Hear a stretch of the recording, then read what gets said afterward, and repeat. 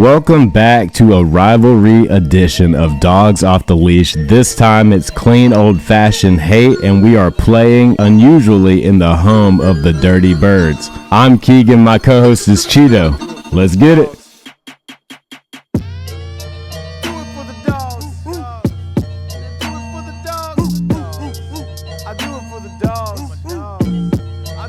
Cheeto, I know you saw this clip I shared from the Water Boys pod episode with Reggie Ball, and it started stirring up my memories because those games back in the day, even though Reggie Ball said it himself, he never bested Georgia, it always felt like they could have. Specifically, I remember a game that went down to the wire. Georgia ended up winning. Reggie Ball had a crazy game. They had Calvin Johnson. It was electric, and this modern era kind of reminds me of that. Even though we're still winning, the games seem to be getting closer and closer and just have an overall feel of being relevant and competitive. Yeah, it might be sacrilegious to say, but, Megatron is still probably my favorite Georgia Tech player. I remember all those battles. Every single game felt like a dogfight.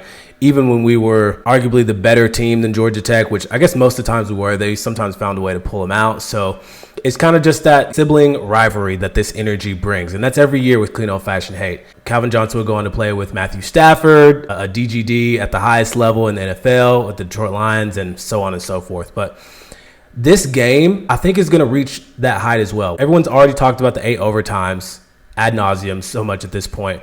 But even though Georgia Tech kind of had a letdown against their game against Pitt last week, they're going to come in here fighting, clawing, swinging, and doing everything they can to ruin Georgia's season.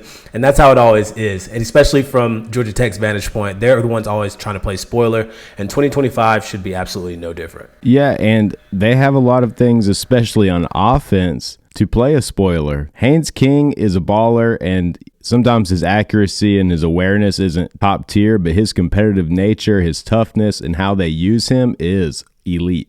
I think Buster Faulkner and Haynes King complement each other really well. Buster Faulkner is the kind of offensive coordinator who knows how to get the most out of his quarterback, how to be creative within the system, and they really set Haynes King up for success. So if you look at what they do on tape, I think Georgia Tech actually mirrors a lot of what Georgia does well with Gunnar Stockton. They scheme guys open for the deep ball. They play a lot of tunnel screen game. Bobo loves them screens.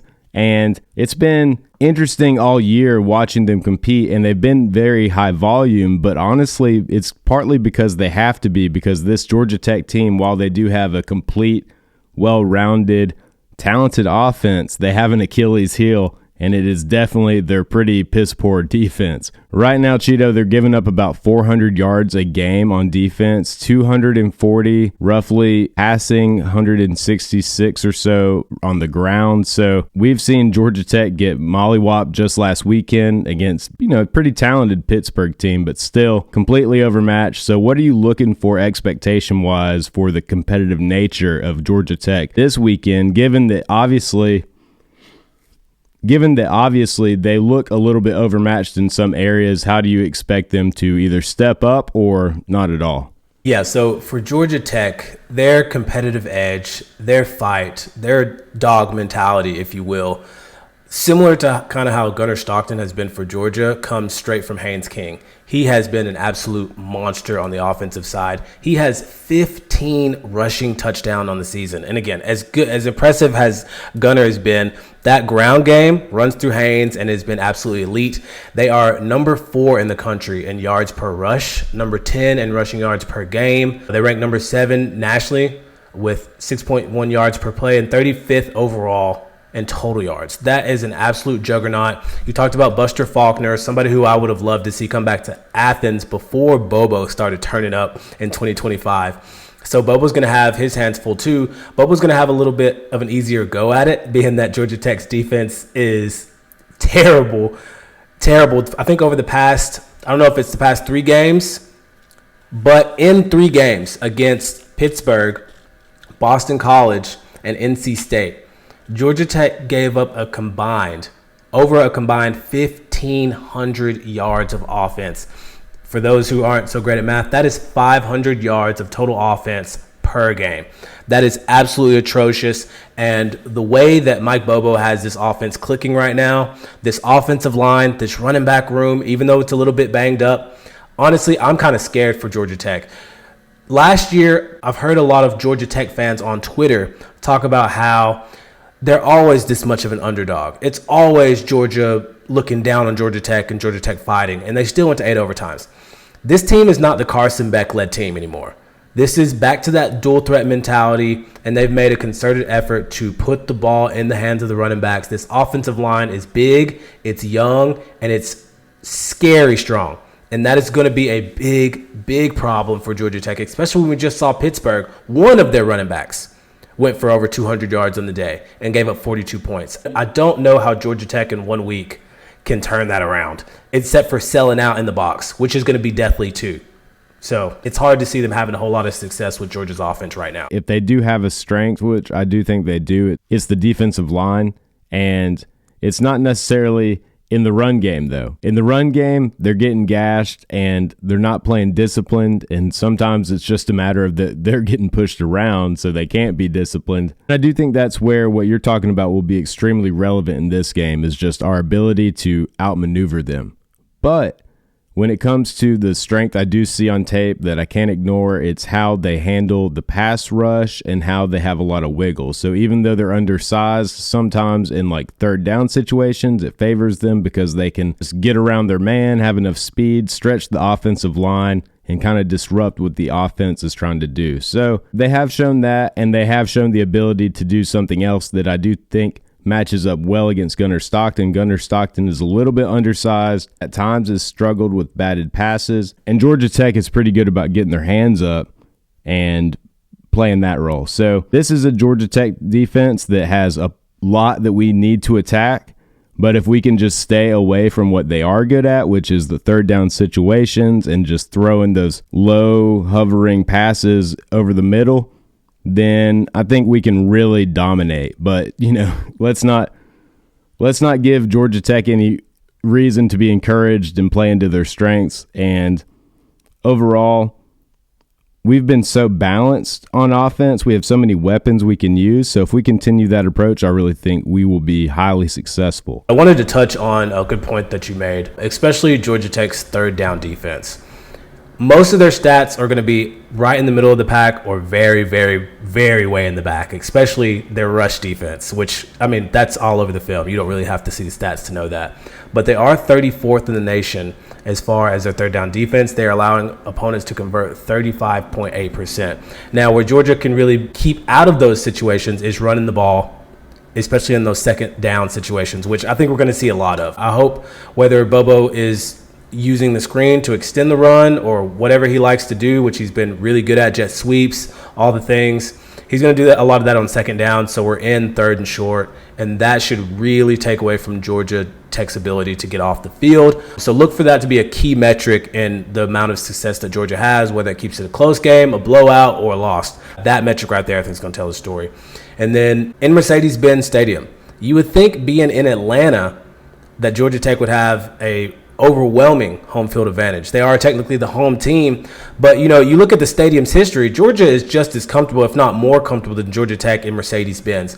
I myself has been to several season openers there, and we've had a lot of success in that stadium. So I don't think that's something Georgia Tech can lean on, but I do expect to be almost 50-50 split in Atlanta as far as the crowd goes. Yeah, that makes sense to me just based on the number of Georgia fans, but I was just reading that how it actually worked is that even though this game is done more like a neutral field game and how they split up the tickets, when they first dispersed the initial tickets, they gave Georgia Tech season ticket holders first priority. So I don't think it will amount to it being a 60-40, 70-30 type of situations because they got priority, but I do think it will even the playing field a little bit to make it more neutral, in that the boosters and some of the season ticket holders for Georgia Tech got that initial first chance to buy the tickets. So given that it is going to be such an electric atmosphere that we can kind of expect more of a neutral site, borderline bowl game or season opener type of vibe, Cheeto, do you expect it to be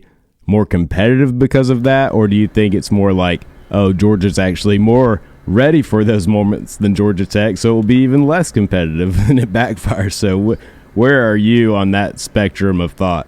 For Georgia, we've had so many challenges this year. We've hosted a really good team in Alabama at home. We've gone on the road and beaten some really good teams, hosted Ole Miss as well. I don't think the venue affects this Georgia team this week. Momentum is probably going to be much more of a bigger deal. And I think from Tech's side, they're almost ready to throw in the towel for this season, right? They know good and well that their playoff hopes are pretty much out the door. ACC situation is out of their hands. So Georgia goes up 10, 14, 0 on Tech.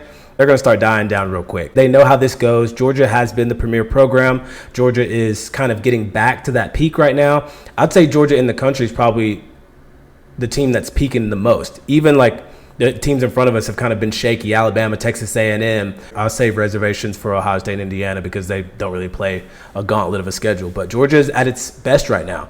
So I think for Georgia, take that momentum out of that stadium very quick. I don't think it's going to affect them negatively. And my biggest question, and Keegan, I'd love to throw this back at you, is how do you feel about the absence of C.J. Allen affecting this game? Potentially. I haven't heard word on it yet, but with Haynes King having those running touchdowns, what do you think it means for this Georgia defense if we miss C.J. Allen in hopes that we have him ready for the playoff run? Yeah, from what I've read, the indication seems to be that he will not be playing, but in his stead, I think it provides a huge opportunity for that of Chris Cole. So Chris Cole's a guy that we've both been huge on, especially you, Cheeto, and he's been used kind of sparingly in like the third down packages and here and there. We've seen him shine throughout the season, but he's not been a mainstay guy, and when he has, he's played more outside because he's got the speed to do so. Oddly enough, I actually only just found out this week, and it makes a ton of sense given his skill set and his abilities, that he was actually a high school safety. So even though he played linebacker, played edge in high school, he played safety a lot of the time also. So that's who Chris Cole is. Chris Cole's going to come in, bring a lot of athleticism, bring a lot of twitch, and there will be no drop-off from C.J. Allen there. In fact, there might be an improvement, but I think what you lose the most from C.J. Allen, it's not about just being fast, right? It's about being able to be aware, and C.J. Allen is a vet, really one of the main leaders of this team. So luckily for us, C.J. Allen is going to be on the sidelines. He'll be a presence. He'll be coaching up Chris Cole. I don't think Chris Cole is like a dummy by any means who's not going to be able to figure it out. But if there's any drop-off at all, it'll probably be in the fact that, you know, C.J. Allen, a pretty cerebral player. So, hey, we'll look to see what Chris Cole can do, but it's really going to be his time to shine. Yeah, and if you've ever played the linebacker position, you know what Keegan's saying. Hit the nail right on the head.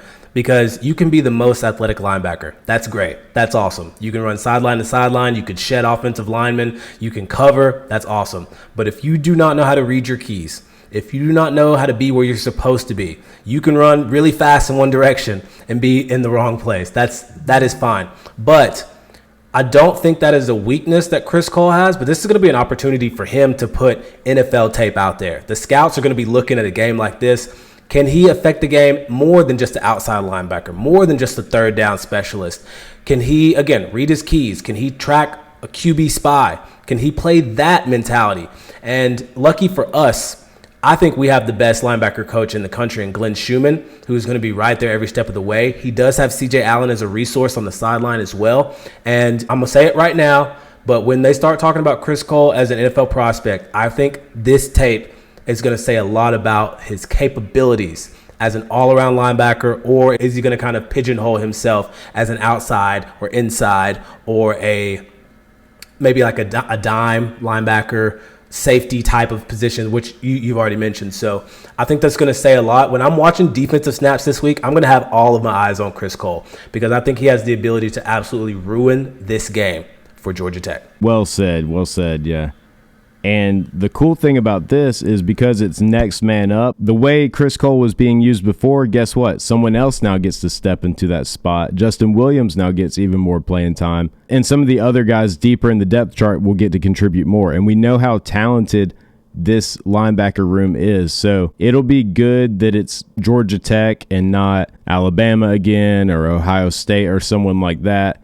Even though Georgia Tech is a formidable foe, It'll kind of give the roster more time to mature and get their ducks in a row. So I'm excited to see what that room does. But one of the bigger things about playing Georgia Tech is that just like here recently where it's been warmer and you're starting to see more Yellow Jackets, in the last few years with the uptick in what Brent Key is doing at Georgia Tech, we're seeing a lot more Yellow Jackets out in public. And I know Tech fans don't want to hear this, but honestly, sometimes I feel sorry for y'all because it's probably hard being in the state of Georgia, such a football state, being in the shadow of UGA all the time. But I won't take too much pity on you because Georgia Tech benefits a ton from, like you said it, Cheeto, they might not even really be potentially looking at a playoff spot anymore, and this is still a huge game for them because it's against Georgia and it's at Mercedes-Benz. So this is the closest thing they're going to get to a big playoff game, and Georgia Tech came into this season with high expectations. Haynes King has been a Heisman candidate at times in the conversation. Georgia Tech 6 weeks ago was looking at a potential deep playoff run. Now you take all that away from them, and you just leave them Georgia at Mercedes-Benz. So to say this game is their Super Bowl would maybe be an understatement. I'm not saying it to fluff up Georgia. I genuinely think that Georgia Tech will be bringing their A game Friday night, and it'll be interesting having another Black Friday matchup. Do you like the Friday style? Because one thing about it, like last year, and hopefully there's not 8 overtimes in this game, the whole country was watching that game because it was on a Friday night, and there weren't as many other games or things going on, maybe other than Friday Night SmackDown, of course, that could compete with such a spectacle. Kind of yes and no. The game's at 3:30, I think. But a Friday game for me makes it a lot more likely that I'll get to actually sit down and watch the game, even though this Friday would be weird. But then also, from the position of the team that's dominating the series, changing the day and the time only throws other variables into the situation, which allows the underdog to have a bit more of an edge. So from that aspect, no, I don't like it at all. But, you know, I'm okay with the Friday game. I'd love to actually sit down and get to watch it from start to finish, and this kind of gives me the opportunity to do that. Do we know if it's going to be a continued thing, the Mercedes-Benz in Georgia Tech land? I guess next year it'll just be back to UGA. I hope it's back to UGA, but I'll tell you the truth right now. If this thing generates the money that they're hoping it generates, they'll keep playing it just like this. Because that's what it's going to come down to when you're in this NIL environment. It's going to be about how much money can you generate at these sites. How much money is Mercedes-Benz willing to fork out? It's the same thing with Georgia, Florida, right? We play at this venue because they pay the money. Kirby's always said for recruiting, it'd be much better if it was home and home. Other fans mock us, go play at Florida, such and such. It's like, buddy, money talks. And in this day and age, sports gambling, NIL, it's money. Money's always going to have the biggest voice in this room. So it's hard to say, but we'll see. We'll see what the ratings look like. I expect it to be competitive, definitely at parts of the game. Specifically at the beginning when it's 0-0. It'll be real competitive. But Georgia Tech does some things really well on offense I don't want to gloss over. And the one thing I wanted to mention is how well they use the running back room. They have like 3 different guys that catch passes like hell, and they're all pretty shifty. They can run the ball decently, but just more or less, I like how they incorporate the running backs. They really do that very similar to Georgia, and that kind of leads me to my next point, dude, is I think that is a key for us to win this game, is to lean on this talented Georgia running back room. Nate Frazier's been killing it, really making a surge in Chauncey Bowen's absence. Chauncey Bowen should be back healthy. We just saw what Bo Walker did. Cash Jones maybe isn't going to run the ball a ton, but he could be a threat in the passing game, and we want to open up this offense heading into the postseason. And even seeing Rod Robinson get a carry or two was pretty encouraging. So I don't know if he'll continue to be a factor or if that was like just a morale booster or what, but at the same time, we have depth, and it'd be cool to see him be an option also, and even Dwight Phillips. So I think I just named just about every running back. We have a lot of talent there. We need to use it, and against Georgia Tech, why not open it up? Yeah, absolutely. And it just seems very obvious that those guys need to be weapons to be utilized in this game. And another layer that I think we often forget about is Georgia has this weird but very advantageous thing to where both our head coach and our offensive coordinator are not just football guys. They don't just hate Georgia Tech, but they played in this rivalry. They played for this school. that's just the extra level of motivation that you really can't get at other places, right? Brent Key is a great coach. Him and Kirby are very close. We saw them embrace at the end of last year's game, which was probably emotional coming from his side. Offensive line coach from Alabama, got his opportunity at Georgia Tech.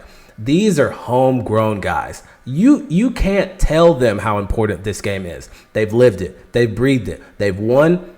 I think they've probably also lost. I'm not sure what that looks like, but I think that just really ingrains hate's probably a strong word, but it is what it is. Like the passion that comes with playing an in-state rival, the adulation of winning this game, and the heartbreak of losing it if it happens to be one of your years. It's been a minute for Georgia, but I just think that really takes Georgia to the next level. I'm pretty confident we're going to win this game. But again, for those Georgia Tech fans who are upset-minded, just understand, like, we want to kick your face in. We really want to kick your face in because you've been talking all season about how good your team is this year and how last year was a fluke. Now you got to play daddy. So now it's about game time, and I'm looking forward to it. I've already got a couple Tech fans beat Georgia, and I'm just wreck Tech. It's a great week. It's a great week to hate your rivals, man. It's a great week for it. Since the stage is set for epic proportions and Mercedes-Benz, what do you expect Georgia to do as far as a scoreboard? Final score, Cheeto, what are you thinking? So, depending on how fast this one gets going, I expect Georgia to really maintain the ball here, to run it. So not a whole lot of game time, only time of possession. Georgia Tech's given up 25.8 points per game. I'm going to go 33 here for Georgia, and I think we hold Georgia Tech to 17. This defense has really started to pick it up over the past few weeks. You stop Haynes King, you stop Georgia Tech, and I think Kirby and company are ready to make one final statement as we move into the SEC scenarios, the playoff scenarios, and everything that entails. Go Dawgs. All right, I like that. Well, I think Georgia is going to put 40 on them, so I'm going to give Georgia the winning score of 41 to Tech's 24, and I think they have some shining moments, but overall the defense is just too much, and Gunnar Stockton balls out. Or as an added feather in the cap here, what do you think Gunnar Stockton needs to do to be considered seriously for a Heisman? Since if we don't play in an SEC championship game, this could be his last game headed into the postseason. Yeah, this will be his last opportunity, and I've been pretty vocal. I wasn't really counting on Gunnar to get there this year, but he has been playing well, and the consideration is all deserved. I think for him, I don't want Gunnar to have a Heisman situation versus Georgia Tech, because that means the game is far too close. That means it turned into a shootout, and that is the last thing that I want. But if he were to have one of those moments, it's going to be that scenario, and he's going to have to outplay Haynes King, who has been one of the best quarterbacks in the country on the ground, decent through the air. So Gunnar would have to have a bit of a repeat situation that he just had in recent weeks. I mean, you can go back to Ole Miss, you can go back to Texas. He's going to need one of those types of games. I don't want to see one of those types of games. I want the running backs to have a Heisman moment this week, but that's what it's going to take. We want to have the type of game where Bo Walker's getting more touchdowns late in the fourth quarter, and Rod Robinson's getting more carries too. So I'm with you there. Yeah. If Georgia Tech would have won against Pittsburgh, that would have been an excellent opportunity for Gunnar to, you know what I mean? Like, they're fighting for the ACC in the playoff. We're doing this. Like, that would have been much better. But now, I ain't worried about Georgia Tech. I laughed when Georgia Tech lost to Pittsburgh, but I was a little bit disappointed because it's like, oh man, it takes a little bit away from this game now. So it's like you Yellow Jackets can't do anything right. So hey, that is that. But dude, it is rivalry weekend, so there are so many good games. We got to do a pick six this week. I'll start it off with number 7 Ole Miss traveling to Mississippi State. Mississippi State has had so many close games. Ole Miss doesn't even care about this game right now. It's all about, can we keep our coach Lane Kiffin as they try to play for a deep playoff run? Can they even keep their coach? So I think Ole Miss wins, but there's a lot of drama there in the Egg Bowl, and it has nothing to do with Ole Miss, Mississippi State, and all about Lane Kiffin. So, Cheeto, what are you thinking on that one? I agree. I think the psyche of Ole Miss is really the biggest question of the game. Are the players focused on the game plan this week, or are they focused on keeping their coach? It's a really tough situation because no matter what happens, it's going to be less about football than it should be, but that also gives Mississippi State an opportunity. I'm not going to pick the upset here, but definitely keep your eye on this Egg Bowl. This is going to be probably one of the more interesting ones than it's been in a few years. Honestly, it would be funny if Ole Miss loses. Like, I don't have a dog in the fight. Not even the Bulldogs of Mississippi State. But yeah, I think Ole Miss definitely takes that one. And I kind of let off with that one because that one is actually Friday at noon. So for you guys wanting to catch that one, it'll be a noon game Friday. So that's interesting for the Black Friday Egg Bowl. But Friday night, Texas A&M is at Friday night, number 3. Texas A&M is at number 16, Texas. If Texas wins, we're going to the SEC championship. If Texas A&M beats Texas, it doesn't matter, and then Texas is completely out of the playoffs. So, Cheeto, who are you actually rooting for in this one, and who do you think will win in this Texas A&M Texas matchup? Given that this is a game a lot of Georgia fans will be paying attention to because you know how this could shake out for us and our SEC title hopes if we even have those right now. I'm rooting for Texas A&M. 1, I don't like Texas. 2, I don't want to play in the SEC championship. 3, Texas A&M is going to be one of those teams that is potentially going to be in our way for a national championship. So if they can get a little extra wear and tear, their program hasn't won an SEC championship. Mike Elko and that group deserve an opportunity for that stamp on this season. So I hope that they're going to go for it and not try to take the strategy that we're looking to take. Like, we don't care about the SEC. We want to win a national title. So I'm really hoping that they go all out. Not that anybody gets banged up, but they get a little bit worn down with the extra game and clear the path for us. I'll take the rest over the rushed right now. So that's kind of where I'm at. So go Aggies, 100%. I can't root for Texas, but I won't be mad if they win and we go to the SEC championship because I don't think the problem is SEC championships or SEC titles. It's how they've developed this system. I'm kind of considering it a wash, win-win either way, but as far as the pick, give me Texas A&M in that one. I'll definitely be watching that game. Another game I'll be watching just for the amusement and the hopes that this team loses. That's number 1 Ohio State traveling to Ann Arbor. Traveling to Ann Arbor to face the number 15 Michigan Wolverines. I think Ohio State has not really been tested, and even though Michigan isn't that great of a team, so recently they've had Ohio State's number, so I think this is a good chance for a major upset special and just kind of exposing Ohio State for the soft-ass team that we know they are. So give me the Wolverines in that one. Cheeto, am I talking any sense here or am I crazy talking? I would love the upset. I think this will benefit Ohio State in the long run because this is actually a team that Michigan has actually played really well this season given everything they've been through. After cheating, they did it to themselves. But I'm looking at the future NFL prospects here. Jeremiah Smith is going to be one of the best wide receivers in the NFL when he gets there. Caleb Downs is going to be one of the best safeties in the NFL when he gets there. Both play for Ohio State. Julian Sand is turned into a really good ball player. And then for Michigan, guys, I've said it before and I'm going to say it again. Bryce Underwood. He is a future number 1 overall pick with all the measurables, with all the talent, and he's starting to figure it out. They're not freshmen anymore. They're not rookies anymore, right? They've got a full season under their belt. He's going to keep this game close. I don't think he's going to pull the upset. Yeah, it's going to be a fun watch. So if you like future NFL prospects, you need to tap into this one because this one's going to be a banger for sure. Yeah, and I just want to taste some Ohio State tears. And a game for you, I want to get your pick, Cheeto. Number 14 Vanderbilt at number 19 Tennessee. Who do you got in that one? In-state rivalry. I'm going Vandy. I'm going Vandy. I want them to channel all the energy of Theo Vaughn, Dayton Pavia's mom, and I think they're going to take that to Knoxville, and they're going to be looking for moms when they get to Knoxville. So I want all that energy to be channeled. In all seriousness, though, Vandy has been a really good team. Tennessee has too, but I just think that dual threat ability that Vandy brings to the table with Pavia is really going to be what gives them the edge. And I like Tennessee, but their quarterback, as we've seen, he's explosive, but he does turn the ball over. And I think ultimately that will be the difference in the game. I like it. See you, my friend. Yeah, I like Vandy in that one also. I think they're going to hold steady, do what Cheeto just said, come into Knoxville and take care of business. So I know a lot of Commodores will be yelling anchored down, saying we run this state.